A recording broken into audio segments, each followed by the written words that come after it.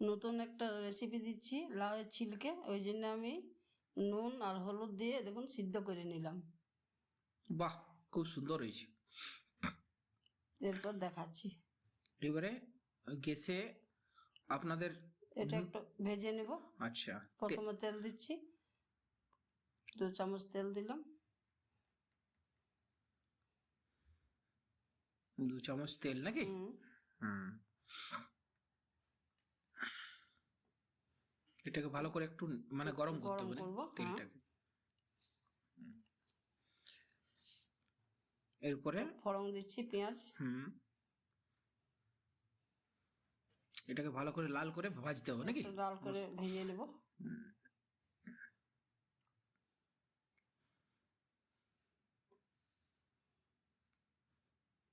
এটা ভালো করে, বন্ধুরা এই মশলাটা যেটা মা দিল এটা ভালো করে ভেজে দিতে হবে। মশলা মানে পেঁয়াজ যেটা ফোড়ন দিলাম, হ্যাঁ, ওই তারই মানে।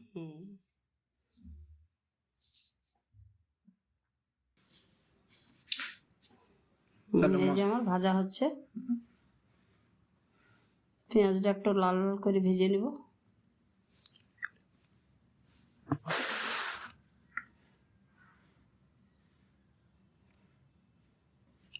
হয়ে এলো।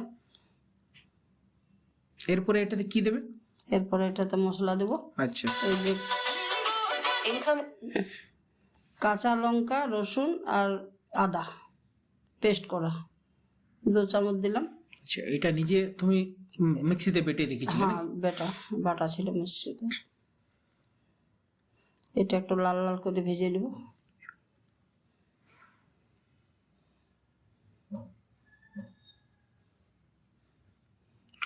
এটা জিরে গুঁড়া, হলুদ তো দেওয়াই আছে, হলুদ দেবো না, হলুদ নুন দেওয়া আছে।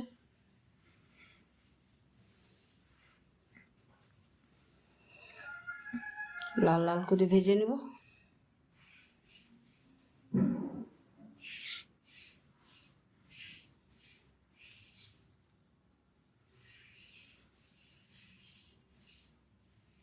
এই মশলাটাতে জল দেওয়ার দরকার নেই না? না।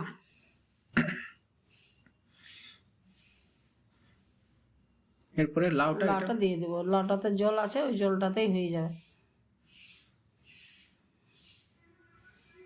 কম কম পরিমাণে দিয়ে দিয়ে আর ইয়ে করতে একটু হবে। ভাজতে হবে, ভালো করে মিক্স করতে হবে। এই যে হয়ে গেল। এটা বেশিক্ষণ তো থাকবে না, না এখানে? একটু ফুটাবো, তারপর 3-4 মিনিট নাকি? হ্যাঁ। এটা ঢাকা দিয়ে দিবেন নাকি এবার?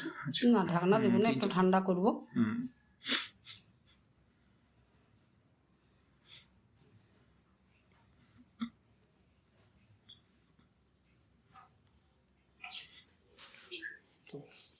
বন্ধুরা, এখানে মা আতপ চালের যে পেস্টটা বানিয়ে রেখেছে সেটা এখানে নিতে হবে 4 চামচের মতো। তো প্রথমে দেখুন 1 চামচ দিয়েছে নাকি মা? 4 চামচ লাগবে আমার।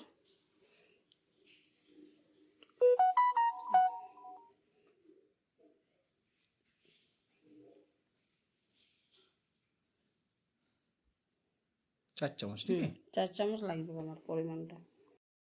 এটা হাফ রসুন আছে।